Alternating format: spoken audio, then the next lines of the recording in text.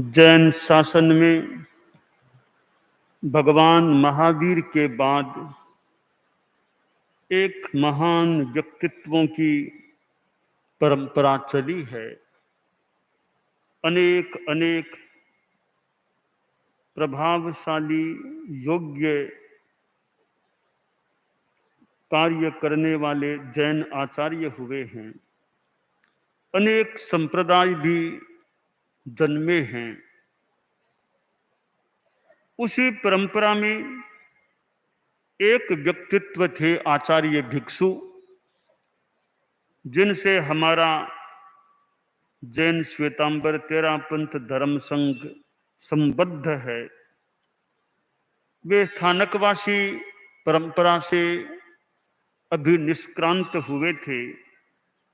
आचार्य भिक्षु का जन्म विक्रम संवत 1783 आषाढ़ शुक्ला त्रयोदशी को हुआ कंटालिया में, और उनका 300वां जन्म दिवस भी अब कुछ ही वर्षों के बाद, क्योंकि यह 79 का है, विक्रम संवत 1779, 80, 81, 82 में उनका 300वां वो जन्म दिवस भी आने वाला है।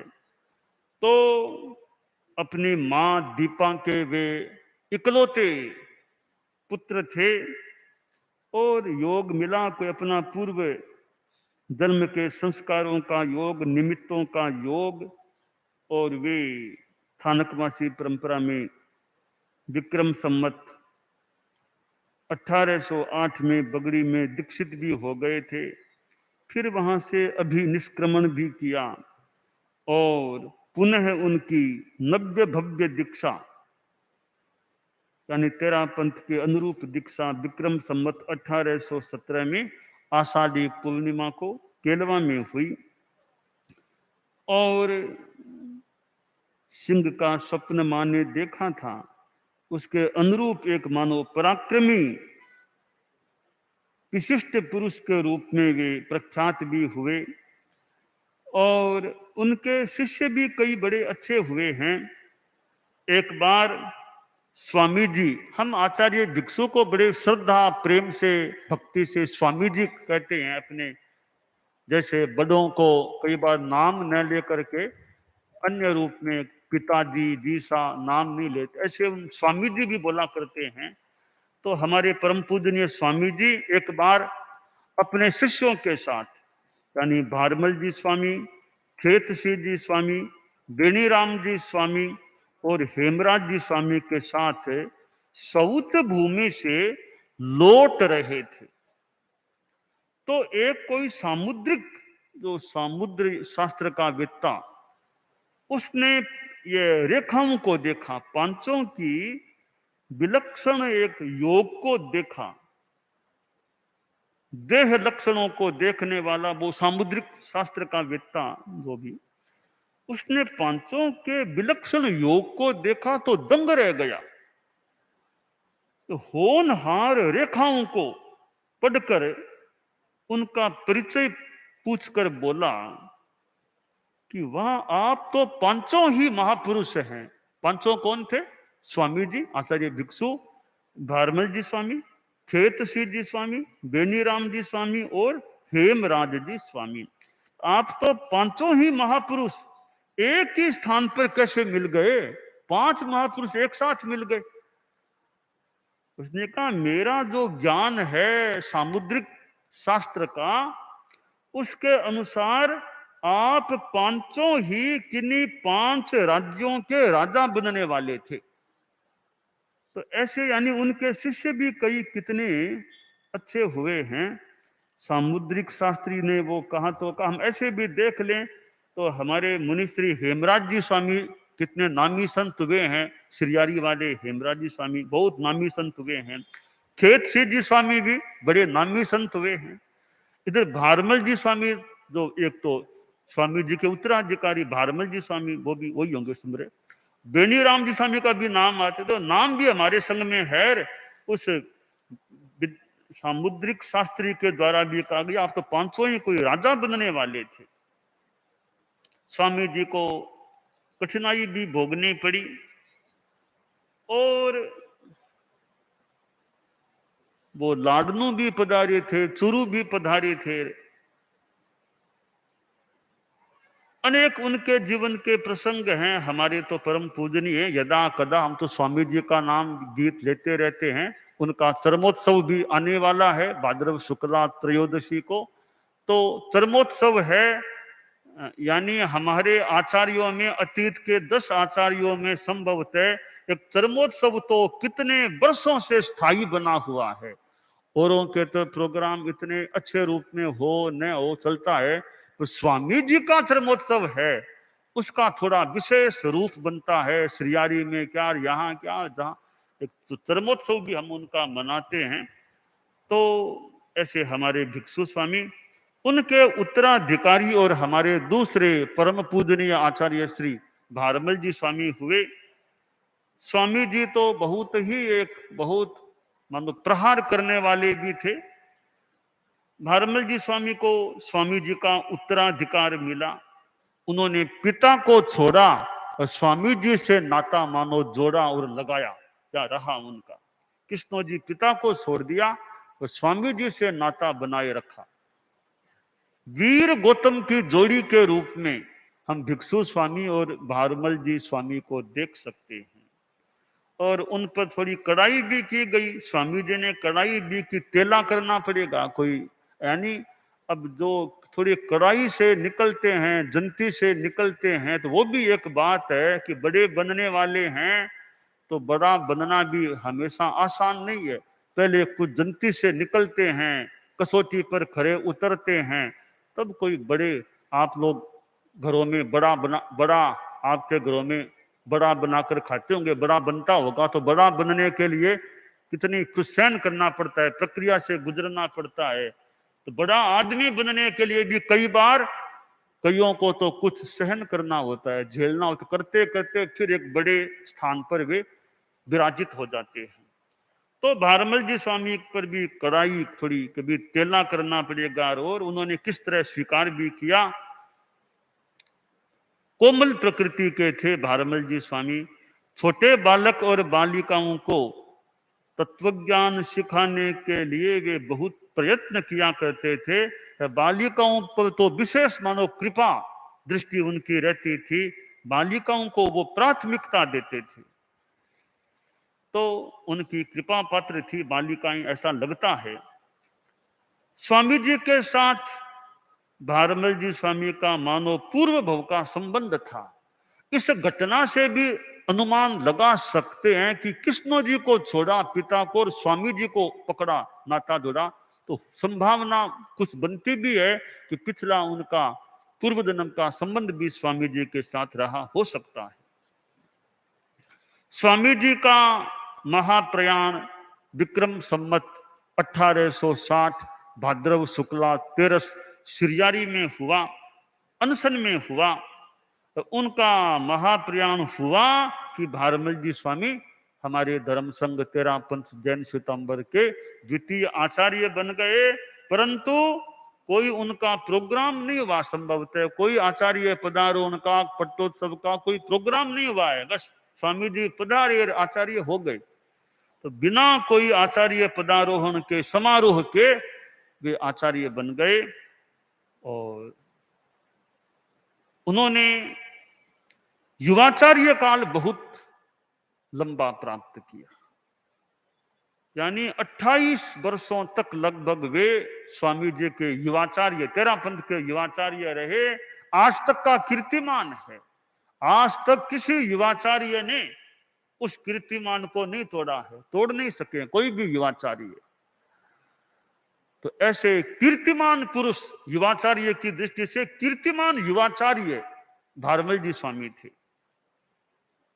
लगभग 44 वर्षों तक वे स्वामी जी के साथ रहे थे प्राय। और बालावस्था में छोटे थे।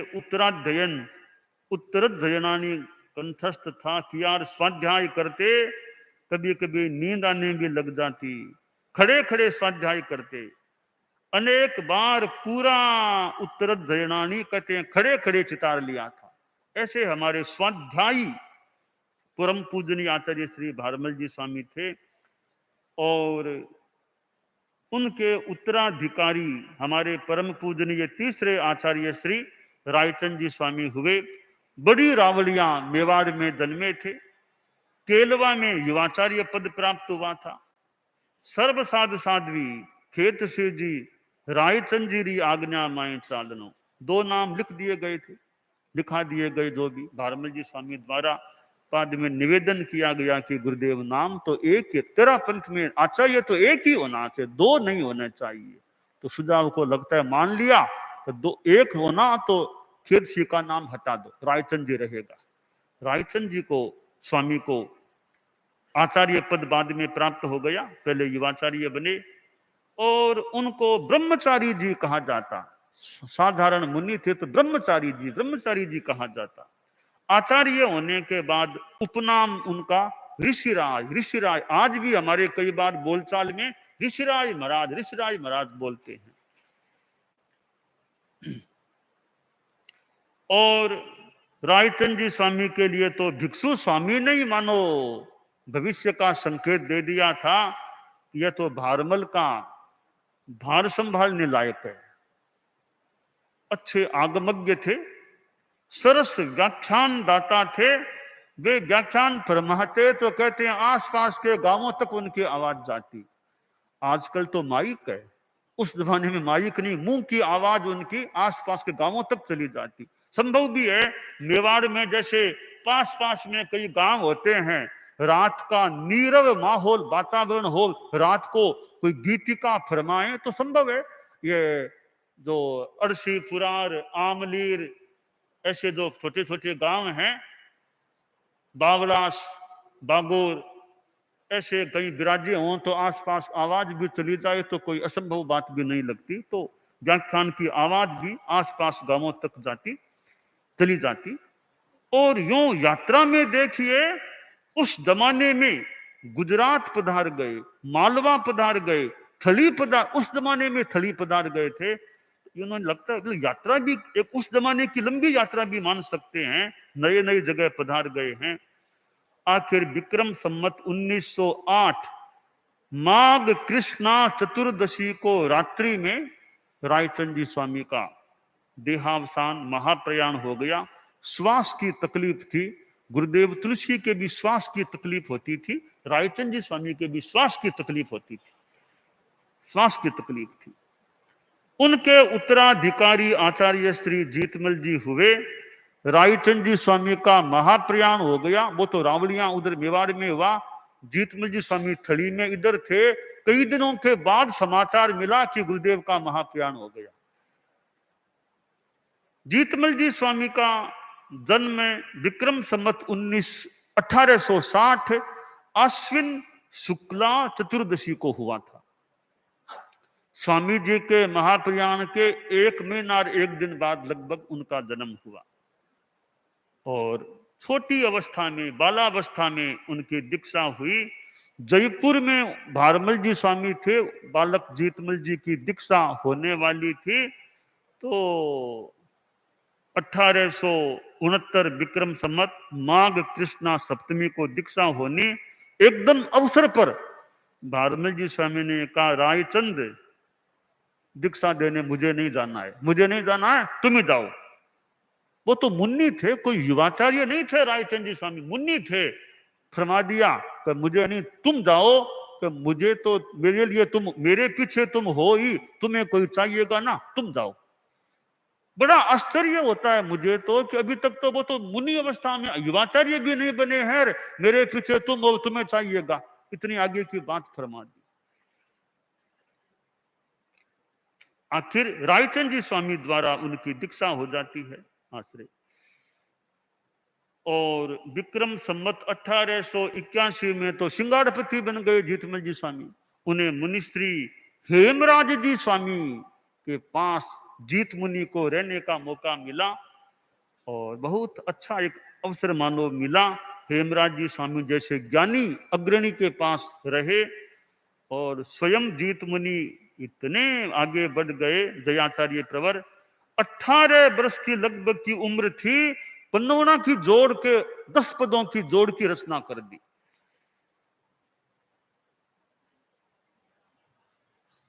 और उनके राय भारमल जी स्वामी के युग में दीक्षा ली, रायचंद जी स्वामी के द्वारा दीक्षा, हेमराज जी स्वामी के वे विद्यार्थी रहे। दयाचार्य का तो हमने अभी भाद्रव कृष्णा द्वादशी प्रथम के दिन दयाचार्य का दिवस भी थोड़ा मनाया था। तो बड़े ही हमारे धर्म संघ के एक विशिष्ट व्यक्तित्व हुए हैं। कितने विद्वान, श्रुतधर, विधि व्यवस्था करने वाले, बहुत हमारे महान अवदान देने वाले एक आचार्य श्री जीतमल जी स्वामी श्रीमद दयाचार्य हुए। उनके उत्तराधिकारी हुए मघवा गणी। और पंचम आचार्य वे भी युवाचार्य जीतमल जी के द्वारा दीक्षित हुए। और इनकी खास बात एक यह है जीवन की, युवाचार्य काल ज्यादा, आचार्य काल थोड़ा। विक्रम संवत 1920 में दयाचार्य ने उनको युवाचार्य बना दिया। करीब 18 वर्षों तक युवाचार्य रहे और करीब 11 वर्षों तक वे आचार्य पद पर रहे। इतना ही फिर जीवन काल था।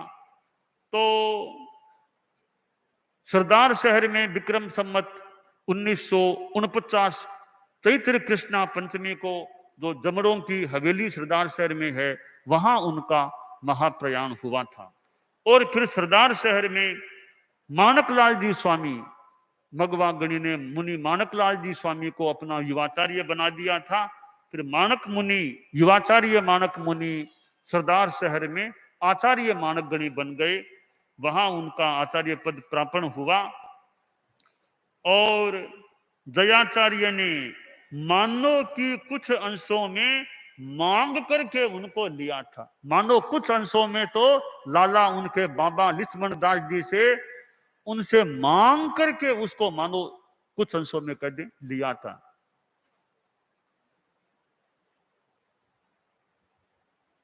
लाला जी थारो मानकियो ओ मानकियो, और फरमाया था कि का भी मानकिया बहुत कोमल है, शहर का, जयपुर में शहर में रहा हुआ है, बच्चा है कि साधुपना कैसे पालेगा, कैसे भार उठाना करना। आचार्य दयाचार्य ने बहुत मानो अंतर की बात, मन की बात फरमा दी कि लाला जी ओगो तो उठा ले से नहीं ओगो, ये तो घणो हुआ। एक संकेत भी दे दिया कि मारे तो लारे है मगजी, बाकी की कोई चाहिए ना, माने क्यों माने चाहिए। तो मानो मांग करके उनको लिया। और मानो कि मगवा गणी ने भी उस बात को निभा दिया, तो उन्हीं को उत्तराधिकारी बनाया। दयाचार्य के वचन को मानो निभा दिया। मगवा गणी थे, लंबे काल तक युवाचार्य रहे। और दयाचार्य को लगता है बड़ा सहारा, बड़ा सहयोग, बड़ी रिलीफ कह दें, उनसे मिली, सहयोग मिला। और वे थे तो दयाचार्य मानो कुछ अंशों में निश्चिंत है, चाहो तो ध्यान करो, चाहो तो स्वाध्याय करो, चाहो तो रचना करो अपना। बाकी मगजी युवाचार्य जी हैं और कोई कामकाज मगजी संभालते रहो। बहुत दयाचार्य मानो इस माने में भाग्यशाली थे, उनको एक अच्छा सहयोगी साधु युवाचार्य मगवा मिल गया था। और दयाचार्य के सामने तो संघर्ष भी आए, तो मगजी पुण्यवान, दयाचार्य मगजी पुण्यवान है, उनके मतलब पहले पहले ज्यादा आ गए, संघर्ष आने थे, मगजी को ज्यादा कोई तकलीफ नहीं। आखिर उनको युवाचार्य बनाया था तो पहले से तिथि तय डिक्लेयर हो गई, अमुक तिथि को युवाचार्य बनाना है। आश्विन कृष्णा त्रयोदशी की तिथि घोषित हो गई युवाचार्य मनोनयन के लिए। 24 वर्ष की करीब अवस्था में युवाचार्य बन गए थे। गुरुदेव तुलसी 22 वर्ष के युवाचार्य करीब थे तब बने, ये 24 वर्ष करीब के युवाचार्य बन गए थे। दयाचार्य का फरमान, छोग हरक मगराज, तीना में शू एक ने देनो पद युवराज। इन 3 नाम थे, अंतिम नाम मगराज था, अंतिम नाम था तो भी ये आखिर युवाचार्य बनाए गए। दयाचार्य ने बख्शिशें भी की थी, बहुत अच्छा अपने ढंग का जीवन उनका रहा, आयुष्य बहुत लंबा नहीं पाया, फिर भी 11 वर्षों का आचार्य काल रहा। फिर उनके उत्तराधिकारी मानक गणी बने और ज्यादा हम धर्मसंघ को उनका सानिध्य आचार्य के रूप में नहीं मिला। थोड़े से काल के बाद ही, लगभग 4-5 वर्ष के बाद ही उनका महाप्रयाण हो गया, युवा अवस्था में हो गया। हमारे धर्मसंघ के आचार्यों में सबसे कम उम्र में महाप्रयाण को पाने वाले मानक गणी है। लगभग कोई 42-43 करीब वर्ष की उम्र थी। और उनके उत्तराधिकारी और संघ द्वारा मानो स्थापित आचार्य डालगणी हुए, वे विलक्षण आचार्य थे इस माने में। और तो सारे युवाचार्य पूर्व आचार्य के द्वारा भावी आचार्य बने हैं। वे एक ऐसे थे जो मानो आचार्य के द्वारा स्थापित नहीं, नियुक्त नहीं, संघ द्वारा, कालूजी स्वामी रेल मगरा द्वारा घोषित वे आचार्य थे। उनका करीब 12 वर्षों का आचार्य काल रहा। और हमारे धर्म संघ में हम उनको तेजस्वी आचार्य के रूप में प्रस्तुत किया करते हैं। भी तेजस्वी आचार्य थे वे। और थोड़े मानो थोड़ा उनका डर लगता था डालगणी का, ऐसे वो थे, अपने ढंग के आचार्य थे। और डालगणी ने मुनि अवस्था में तो यात्राएं, कच्छ की यात्राएं की थी, 3 बार कच्छ की यात्राएं, और अच्छी कच्छी पूज के नाम से भी वे प्रतिष्ठित हुए। और आखिर लाडनू में विक्रम संमत 1966 में भाद्रव, यही भाद्रव महीना शुक्ला द्वादशी को लाडनू में उनका महाप्रयाण हो गया। और उन्होंने अपना उत्तराधिकार पत्र भी लिखा, परंतु प्रकट नहीं किया। स्पष्ट पब्लिक में उत्तराधिकारी का नाम नहीं बताया था। उनके महाप्रयाण के बाद उनका उत्तराधिकारी स्पष्ट सामने आए।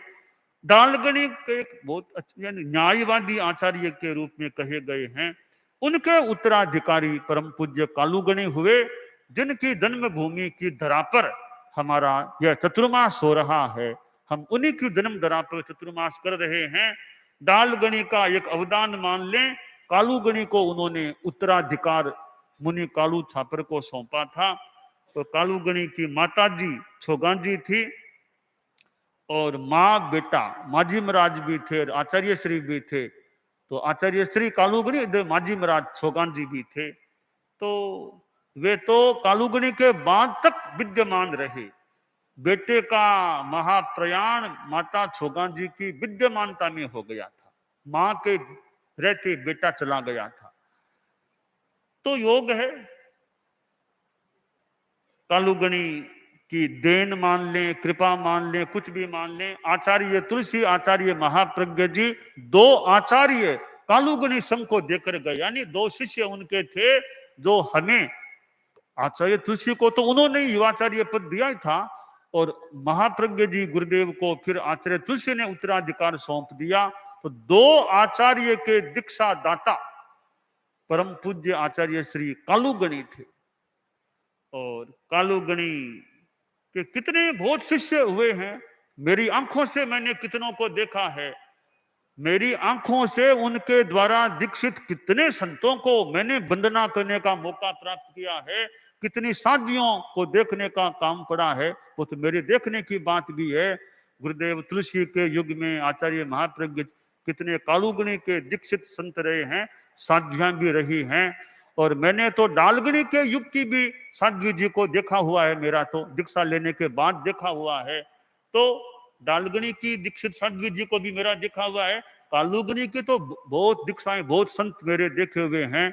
गुरुदेव तुलसी तो खैर हमारे गुरुदेव थे ही, आचार्य महाप्रज्ञ जी थे, और भी अनेक संतों को मैंने वंदना की है। वंदना करने का सौभाग्य अवसर प्राय कालूगणी के दीक्षित थे। और कईयों की मेरे पर कृपा भी अच्छी रही संतों की। कालूगणी के युग के संत थे, कोई कोई मेरे पर अच्छी कृपा दृष्टि रखते थे, बड़ी वत्सलता मेरे पर वो रखते थे, बड़ी कृपा थी कई संतों की। यूं तो ऐसे कई बड़े विद्वान, अच्छे विद्वान संत हुए कालूगणी के युग के। बहुत साध्वियां भी कालूगणी के युग की हुई हैं। लाडान जी साध्वी प्रमुखा जी कालूगणी के युग की ही थी, और भी अनेक अनेक साध्वियां हुई हैं। आखिर तालुगणी का गंगापुर में महाप्रयाण हो गया और आचार्य तुलसी हमारे धर्म संघ को प्राप्त हुए, जिनका वो आचार्य पदारोहण का दिवस भाद्रव शुक्ला नवमी आ रहा है, विकास महोत्सव है उस दिन। तो आचार्य तुलसी को तो हमने खैर कितना देखा है, कितना उनके चरणों में वंदन करने का मौका मिला है, और मेरे पर तो कितना उनका कृपा रही है। एक बच्चे को कैसे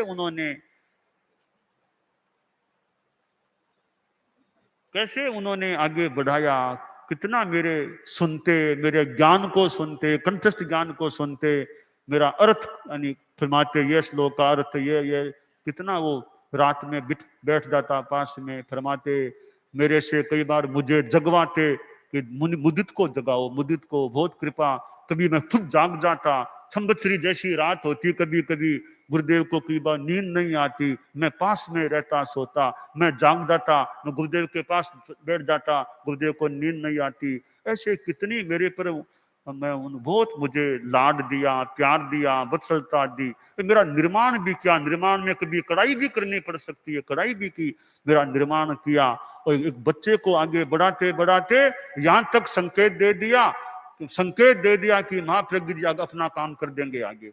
इतना मेरे पर उनका बड़ा कृपा महत्वपूर्ण रहा, तो उनके चरणों में मैं रहा। ओहो, ऐसे गुरुदेव थे, ऐसे विराजमान रहते। आपके कितनों के देखे हुए हैं, कोई ऐसी नई बात नहीं है, विराजे रहते, कोई मूर्ति मानो दर्शनीय कोई विराजमान है, ऐसे ऐसे पास में वो मसनद लगा हुआ रहता और विराजे रहते, हमें चरणों में माथा रखने का मौका मिलता, पास बैठने का मौका मिलता, निकट सोने का मुझे कितना मौका मिला। हमारे मुनि दिनेश जी भी बैठे हैं, जो बहुत पास में गुरुदेव के, ये भी बहुत रहे हुए हैं, ये क्योंकि और तो योगेश भी ऐसे रहा हुआ है। यहाँ बैठे हुए संतों में तो या मुनि पृथ्वीराज जी जसोल वाले हैं, राजकुमार जी हैं, ये तो दीक्षित बाद के हैं, कोई संत प्राय बाद के हैं। तो हमारे दिनेश जी, मैं तो हुई, दिनेश जी भी काफी गुरुदेव के पास रहे, यानी कई तो न्यारा में चले गए थे दिनेश जी। मैं उन वर्षों में मतलब पास में रहने, दिनेश जी भी गुरुकुल मास में, तो गुरुदेव तुलसी के पास रहे। और आचार्य महाप्रज्ञ जी तो मानो कुछ अंशों में अभिन्न जैसे थे वे तो। उनका युवाचार्य काल भी करीब 15 वर्ष का रहा आचार्य महाप्रज्ञ जी का। गुरुदेव तुलसी के साथ साथ प्राय वो रहते थे, और जोड़ी थी तुलसी महाप्रज्ञ की, मानो जोड़ी थी, दोनों ही प्रौढ़ व्यक्तित्व थे। तो मुझे आचार्य महाप्रज्ञ जी के पास भी रहने का मौका मिला। आचार्य महाप्रज्ञ जी इस माने में विलक्षण आचार्य हैं कि गुरु के सानिध्य में आचार्य बन गए थे, और तो बाद में बनते हैं, ये गुरु की विद्यमानता में आचार्य पद पर आरूढ़ हो गए। गुरुदेव तुलसी ने उनको पुछेवड़ी ओढ़ाई। और मुझे तो तालुगणी के द्वारा दीक्षित मुनि श्री बुद्धमल जी स्वामी ने मुझे महाश्रमण पद की वो सम्मान की पुछेवड़ी ओढ़ाई थी।